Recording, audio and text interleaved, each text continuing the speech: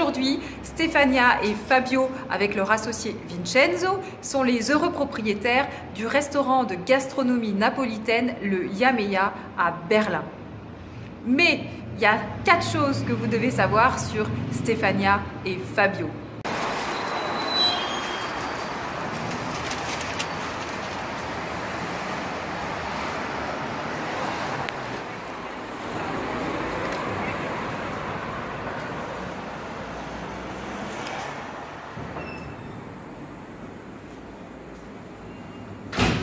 Je suis Stefania, je suis napolitaine. Premièrement, ils sont italiens.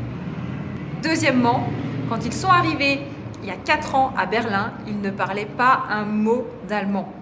Troisièmement, ils n'avaient jamais tenu un restaurant. Et enfin, aucune entreprise non plus qui pourrait s'apparenter à un restaurant. De formation, je suis biologiste et avant, je faisais comme métier de la médiation scientifique. Stefania, mais qu'est-ce qui vous est passé par la tête? Et en fait, on a été un peu fous. On avait envie de changer et on avait envie de faire une expérience de vie à l'étranger. Et donc, on a profité d'une proposition qui arrivait de la part d'un ami qui venait vivre à Berlin et on s'est dit, bon, pourquoi pas? C'est le moment pour tester autre chose, c'est le moment pour changer de vie, changer de projet et on s'est lancé. Voilà. Mais Stefania, il y a un ami qui vient et qui te dit allez, si on ouvrait un resto à Berlin, pourquoi à ce moment-là vous dites feu, on y va et vous le suivez? On était déjà venu en Allemagne dans les 2009, mais à cette époque-là, c'était que pour un voyage et on n'avait pas du tout l'idée de venir vivre ici. Mais quand même, Berlin m'avait touché beaucoup. Je pensais que c'était une ville très intéressante, même pour y vivre. Et ensuite, j'ai continué ma vie à Naples, en Italie. Et à l'époque, je faisais mes études de sciences. Et j'avais monté avec Fab une association de sciences. Donc, on faisait de la médiation scientifique et ça me plaisait beaucoup. C'était vraiment notre engagement, notre plaisir. Mais à cette époque, j'avais aussi commencé à comprendre que j'avais une autre passion à côté, que c'était plutôt la cuisine. Et j'ai commencé à me lancer dans cette passion, sans avoir aucune idée où je pouvais aller avec. Et à cette époque-là, j'ai commencé aussi à aller de temps en temps chez la cuisine de celui qui est devenu ensuite mon maître, qui c'est Antonio Tubelli, et c'était un chef cuisinier napolitain. Et avec lui, j'ai commencé cette démarche de découverte de la cuisine napolitaine traditionnelle, du street food traditionnel napolitain aussi. Et à côté, un autre aspect aussi intéressant, c'était toute la cuisine historique napolitaine, c'est-à-dire celle qui a eu la domination française et espagnole. Donc c'était vraiment une découverte de mon territoire, de mon pays qui m'a touchée beaucoup. Mais en fait, quand on t'écoute, on se rend compte que c'est pas tant que ça un coup de tête. Il y a quand même un projet derrière, un vrai choix de vie. Est-ce que tu pourrais nous raconter comment vous y êtes pris, de combien de temps vous avez eu besoin pour préparer votre projet? Est-ce que vous êtes formé? Est-ce que vous avez été en Allemagne? Nous avons commencé à réfléchir sur la possibilité de venir à Berlin. C'était 2 ans avant de notre déplacement. Ah oui, 2 ans. 2 ans avant, ouais. Avec notre ami, notre troisième partenaire, chacun de son côté, nous avons essayé d'imaginer cette idée. Donc, de mon côté, c'était plutôt quel type de recettes, quel type de cultures gastronomiques mettre dans ces projets. Donc, l'élaboration, ça a été vraiment très longue. Et de temps en temps, on venait à Berlin pour voir si nous plaisait toujours la ville, si c'était faisable ce type de projet. En fait, Berlin, c'est toujours une grande start-up. Donc, il y a vraiment cette sensation que les gens de tout le monde viennent ici pour tester leur idée. Ça ne veut pas dire forcément que ça marche, mais c'est intéressant cette ambiance. Ça, c'est mon impression. Donc, nous, on s'est mis dans cette démarche-là, dans cette grande vague de transformation. D'accord. Donc, 2 ans avant, vous commencez à réfléchir à votre projet. Toi, tu avais déjà ce bagage avec la cuisine napolitaine. Vous allez à Berlin. Et pour tout ce qui est déjà l'allemand, et puis tenir un restaurant, comment vous y êtes pris de ça? Alors ça, c'était très intéressant parce que moi et Fabio, on n'avait jamais monté une entreprise, on n'avait jamais monté quelque chose dans ces domaines-là. On avait monté que notre association des sciences. Donc on venait vraiment dans notre domaine. On avait eu l'expérience de travailler dans des pubs ou dans des petits restos, mais c'était des petits boulots à l'époque de l'université, donc c'était pour gagner un tout petit peu d'argent, et voilà, pas plus. Et donc ça nous a aidé un petit peu pour comprendre certains aspects du travail de tous les jours, mais pas forcément, c'était une expérience d'entrepreneur, voilà, c'était autre chose. Et pour ce qui concerne l'allemand, on ne connaissait pas du tout la langue, pas du tout, même pas un mot. C'était vraiment comme ça. Mais pourquoi vous choisissez à ce moment-là un resto et pas de refaire une association de médiation scientifique comme vous savez le faire en Italie? Monter les mêmes projets associatifs dans un autre milieu, comme par exemple l'Allemagne, c'était pas possible parce qu'on ne connaissait pas du tout l'allemand.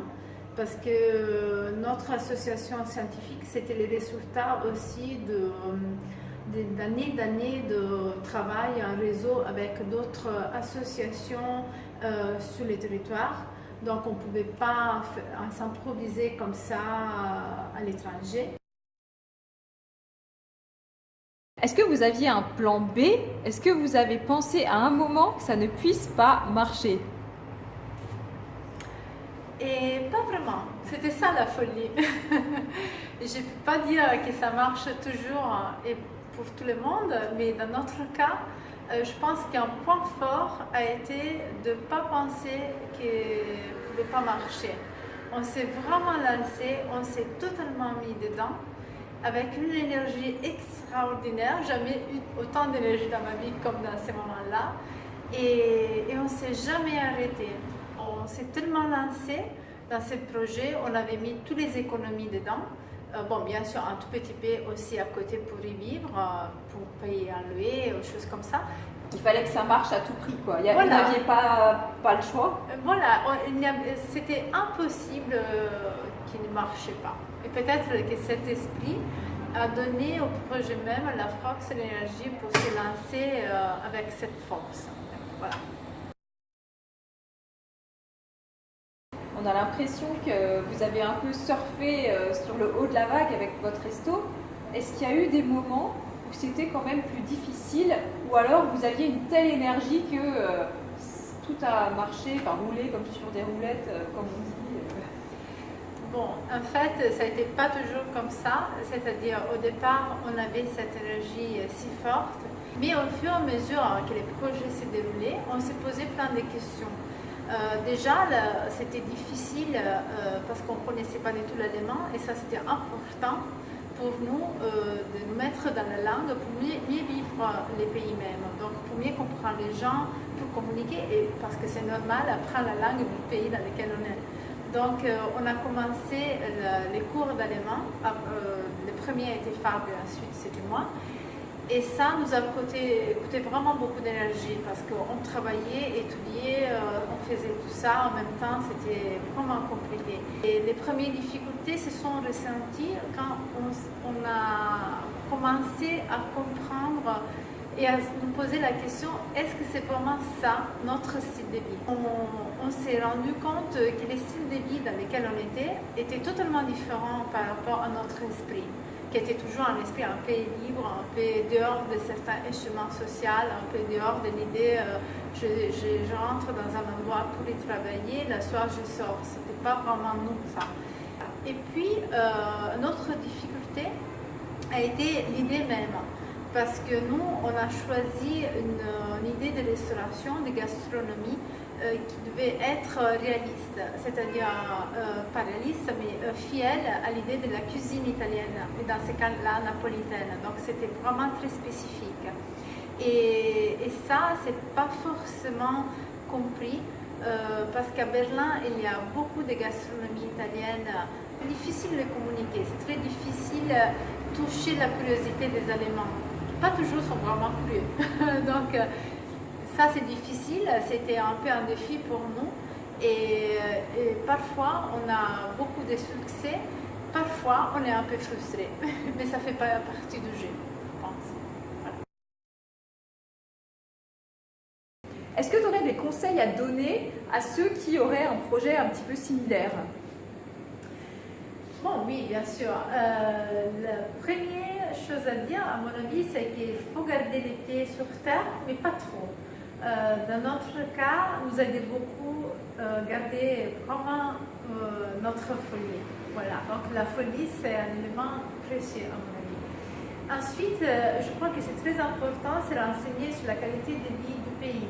Et donc, c'est d'enseigner, pour ce qui me concerne, pour moi, c'est très important l'instruction et la santé dans un pays. Quand on va signer un contrat, avoir un très bon commercial ou un avocat qui nous explique bien les contrats, qu'est-ce qu'on va signer, qu'est-ce qu'il faut faire, qu'est-ce qu'il faut demander. Voilà. Et donc ça, vous aviez eu recours à un notaire ou un avocat, ou alors tu dis aujourd'hui ça nous a manqué? Aujourd'hui, nous a manqué. Ça vous a manqué, d'accord. Pour signer les contrats et tout, on a parlé en anglais, donc on a allé sur notre langue encore. Vous voyez, c'est vraiment la démarche, c'est pas évident. Et alors là, encore, on a eu la chance que tout s'est bien marché. Mais après les années, en parlant aussi avec d'autres gens, on s'est rendu compte que vraiment c'est très important d'avoir le temps de lire bien les contrats, de voir si tout s'est bien fait. Et voilà, donc en tout cas d'être vraiment bien protégé. Voilà. Et puisque tu disais tout à l'heure, c'est que vous avez changé aussi finalement votre projet en cours de route un petit peu, enfin vous avez dû le modeler. Ouais. Non, on l'a modelé parce qu'on s'est rendu compte que la gastronomie, on ne pouvait pas être que du street food, mais ça, pour cela, il était vraiment très important de faire le marché. Et se rendre compte que pas forcément ce qui fonctionne chez soi va fonctionner aussi à l'étranger. Donc nous, on pensait que les street food, que c'est le point fort de Naples, waouh, sûrement ça va être allait cartonner ici, voilà, les Allemands vont tomber amoureux. Et non, par contre, c'était pas comme ça. Donc heureusement, on avait tellement réfléchi sur tous les projets avant qu'on savait bien comment les modeler, l'améliorer. Mais si on n'avait pas fait ça en Italie, ou en tout cas avant, on avait eu des problèmes ensuite. Donc voilà. Et vous n'êtes pas resté borné sur votre idée, vous avez su vous adapter, comprendre comment ça fonctionnait. Oui, parce qu'en tout cas, il n'y avait pas une improvisation sur les côtés gastronomiques. Ça fait 4 ans que j'étudie chaque jour des nouvelles recettes, qu'est-ce que je peux faire, comment je peux l'améliorer, les produits locaux que j'utilise ici, comme je peux l'utiliser dans les recettes napolitaines. Donc, vraiment, il y a toutes ces études qui ont rendu la chose aussi intéressante pour moi. Voilà. Et pour Fabio aussi, j'espère. Écoute Stéphania, merci beaucoup de nous avoir présenté ton changement de vie. Merci d'avoir fait cet entretien aussi complètement en français. Je pense qu'il faut quand même reconnaître que la langue maternelle de Stéphania, c'est l'italien. Elle a fait l'entretien en français alors qu'elle parle allemand une bonne partie de la journée. Donc c'est quand même un sacré mérite. Je te remercie parce que ça a été super intéressant pour moi de partager notre expérience de vie avec toi. Et en plus, il est fort possible qu'on se revoie prochainement parce que si j'ai bien compris, il y a quelques projets dans votre tête et il se pourrait qu'il y ait un nouveau changement de vie à venir. Oui, bien sûr, parce qu'on ne s'arrête jamais. Donc, bientôt, il y aura des changements encore. Ouais. Alors, on se dit à bientôt. À bientôt. Ouais. Allez. Ciao. Ciao, ciao.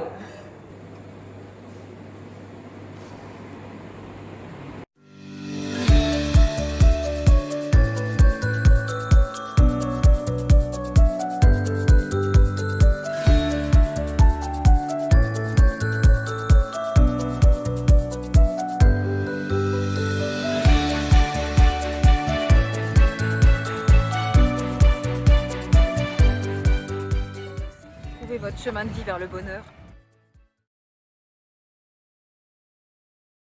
On voit pas que mon front. Alors comme ça marche. Tu peux faire une photo comme ça. Non. Non, c'est pas Je ça. suis... Oui, ok, il est en train de compter, ouais. D'accord, et je suis Stéphania et Fabio avec leur associé Vincenzo, sont propriétaires d'un restaurant de gastronomie napolitaine, le Yameya à Berlin. Mais il y a 5 choses que vous ignorez sur Stéphano.